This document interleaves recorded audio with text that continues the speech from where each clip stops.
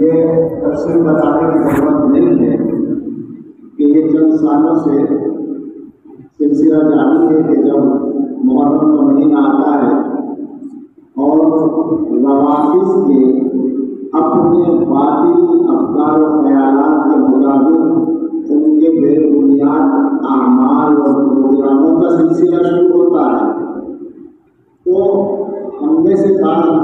ایسے لوگ یا ہم میں سے نکلے ہوئے بعض ایسے لوگ ہیں جو شاید روافظ کا کام، روافظ کا لفظ سب لوگ نہ سمجھ رہے ہیں تو شیعوں کا کام ان سے زیادہ بہتر یا ان سے زیادہ بدتر طریقے پر کرنے لگتے ہیں۔ یہ ہو رہا ہے چند سالوں سے۔ طلبا تک بھی یہ بات پہنچنی چاہیے اور عام مسلمانوں تک بھی کہ حضرات صحابہ کے سلسلے میں جو کچھ کوئی صاحب آج کل کہتے ہیں ہمارے صوبے کے اندر، اور گھنٹوں کے بیانات اس موضوع پر وہ کرتے ہیں اور ایسے انداز سے کرتے ہیں جیسے وہ بڑی صحیح اور حق باتیں کہہ رہے ہیں۔ ان کی زیادہ تر باتیں وہ ہیں جو در حقیقت شیعوں کی غلاظتیں ہیں۔ معاف کیجیے گا، میں کوئی لفظ جوش میں یا غصے میں نہیں بول رہا بلکہ ذمہ داری سمجھ کر بول رہا ہوں۔ زیادہ تر شیعوں کی غلاظتوں کو وہ اپنے منہ سے نکال رہے ہیں۔ یہ نہ سمجھا کہ کوئی آدمی ذرا زور سے اچھے لہجے میں، طاقتور لہجے میں جمع کے کتابوں کے حوالے بیان کر کے اگر کوئی بات کر دے تو ہمیشہ حق ہی ہوگی بات، ایسا نہیں ہے۔ زیادہ تر باتیں وہ باطل ہیں۔ بالکل کچھ احادیث اس میں ایسی ہو سکتی ہے جو حدیث کی کتابوں میں موجود ہو، تو ان کا وہ مفہوم نہیں ہے جو وہ بیان کر رہے ہیں۔ اور اگر کوئی ایسی بات ہو جس سے کسی صحابی کے بارے میں یہ ثابت ہو کہ ان سے کوئی غلطی ہوئی، ایسی حدیثیں موجود ہیں، صحیح حدیثیں بھی ہیں کہ صحابہ کرام میں سے بعض حضرات سے کوئی نہ کوئی غلطی ہوئی، تو یاد رکھیں اہل سنت والجماعت کا متفقہ موقف جو دور تابعین سے طے شدہ ہے وہ یہ ہے کہ حضرات صحابہ معصوم تو بالکل نہیں ہے۔ یہ بات تو صحیح ہے، اس سے گناہ ہو سکتا ہے، لیکن اللہ تعالیٰ کی طرف سے ان سب کو بخش دیا گیا ہے، معاف کر دیا گیا ہے، وہ مغفور ہے، اللہ ان سے راضی ہے۔ لہذا اگر ثابت بھی ہو کوئی غلطی تو بیان کرنا جائز نہیں ہے۔ میں دارالعلوم دیوبند کے منبر پر بیٹھ کر ذمہ داری سے یہ بات عرض کر رہا ہوں کہ اگر حضرات صحابہ میں سے کسی کی کوئی غلطی ثابت بھی ہے روایات کی روشنی میں تو بیان کرنا اس کا جائز نہیں ہے۔ اور اگر خدا نہ خاصہ بیان کا یہ انداز ہو تو اس وقت چل رہا ہے ان کا منافق کہنا اور جانے کیا کیا باتیں کہنا، تو اس میں تو سچی بات یہ ہے کہ خیر بنانی چاہیے ایمان کی۔ ہمیں کسی سے ضد نہیں،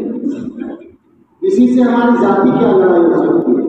لیکن حضرات صحابہ کے بارے میں جب ایمان ہوگی تو ہم یہ بات کہنا چاہتے ہیں کہ لوگوں کے ایمان کی حفاظت کا مسئلہ ہے اور کچا ذہن ایسے لوگوں سے متاثر ہوتا ہے، ہم یہ بات جانتے ہیں۔ تو سارے مسلمانوں تک یہ میسج پہنچنا چاہیے کہ حضرات صحابہ کے بارے میں اگر کوئی آدمی اس طرح کی باتیں کرتا ہے کہ وہ ان کی غلطیوں کو بیان کرتا ہے تو وہ سمجھ لے کہ وہ باطل کام کر رہا ہے۔ دور تابعین میں یہ بات کیا ہوگی، آج نہیں، ائمہ مجتہدین کے یہاں یہ بات طے ہو گئی کہ حضرات صحابہ کے اختلافات کے بارے میں بھی بات نہیں کرنی ہے، اس کو اس طرح سے بیان نہیں کرنا ہے۔ اسی طرح ایک بات اور، چونکہ یہ دیوبند ہے اور یہ دارالعلوم ہے اور یہاں دوسرا ادارہ ہمارا وقت دارالعلوم ہے، میں ذاتی طور پر یہ بات کہہ رہا ہوں، مجھے کسی ذمہ دار نے نہیں کہا، لیکن میں 40 برس سے دارالعلوم اور وقف دارالعلوم کو اپنی آنکھوں سے دیکھ رہا ہوں، اور اس سے پہلے کے حالات بھی میں جانتا ہوں، کم از کم اس 7 سال کے بعد کے سارے حالات سے میں واقف ہوں۔ وہ صاحب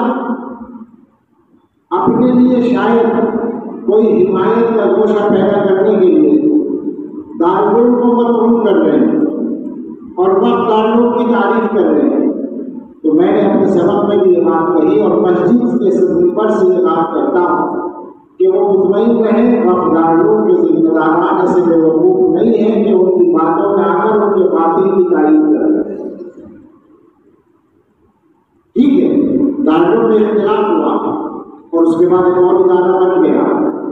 یہ ہمارا اختلاف ہے، آپس کا معاملہ ہے، ذاتی ہے، اس کا مسلک اور عقیدے سے کوئی تعلق نہیں ہے۔ ہم سب ایک ہیں، ہمارا عقیدہ ہے، ہمارا مسلک ہے کہ ہمارے اکابر ہے۔ آج جس طرح ہم اس دارالعلوم کے اسٹیج پر بیٹھ کر ہر تقریر و تحریر میں اپنے تمام اکابر کا نام لیتے ہیں،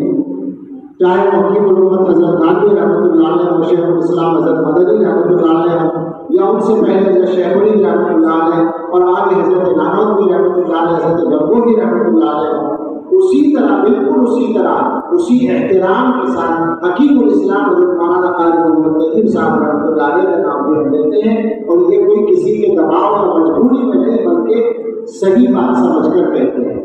تو اس لیے ہماری جماعت یعنی جماعت دیوبند، وہ دارالعلوم دیوبند ہو یا مظاہر سہارنپور ہو یا تبلیغی جماعت ہو، دونوں طرح کے ہوں،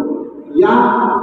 اور جتنے بھی ہمارے ادارے ہیں، اور اب تو وہ ادارہ، وہ محترم ادارہ جہاں سے وہ صاحب نکلے ہیں، وہ کھل کر مسلک حق کو بیان کر رہا ہے۔ وہاں کے استاذ محترم نے مسجد ہی میں نہایت ایمان افروز بیان کیا ہے صحابہ کے موضوع پر۔ تو اس لیے ایسے لوگ اس خیال میں نہ رہیں کہ ان کو کوئی جگہ مل جائے گی۔ حضرات صحابہ کی شان میں گستاخی کرنے والے لوگ اچھی طرح سے یاد رکھیں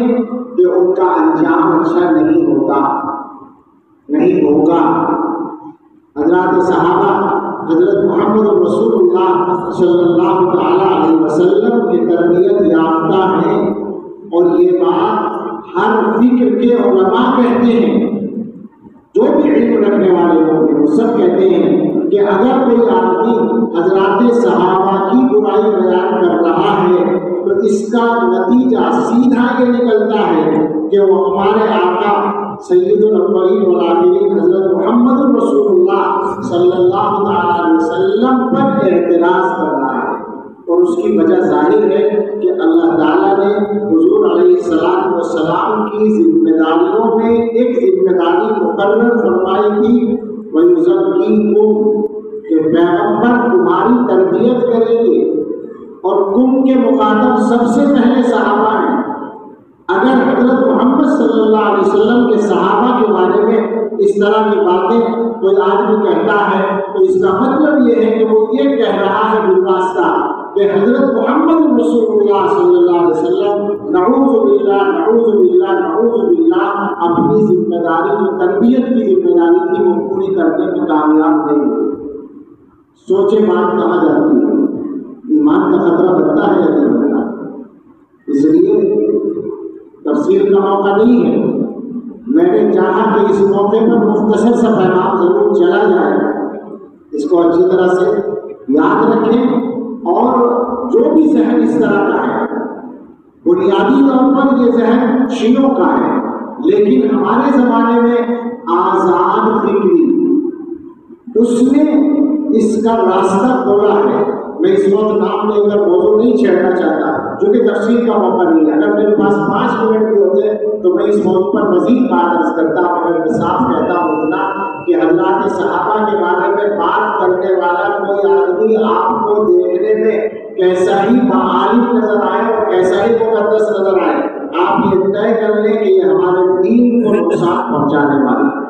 اور حضرات صحابہ رضی اللہ عنہ کے بارے میں کوئی گستاخانہ بات ہم سننے کے لیے حدیث تیار نہیں ہے۔ ہم تو دعا کرتے ہیں کہ اللہ ان کو بھی ہدایت دے، اور اللہ تعالیٰ اس امت کو حضرات صحابہ رضی اللہ عنہ کا پورا احترام ملحوظ رکھ کر ان کے مقام کی حفاظت کرنے کی اور ان کے راستے پر چلنے کی توفیق عطا فرمائے. آمین. وآخر دعوانا الحمدللہ رب العالمین.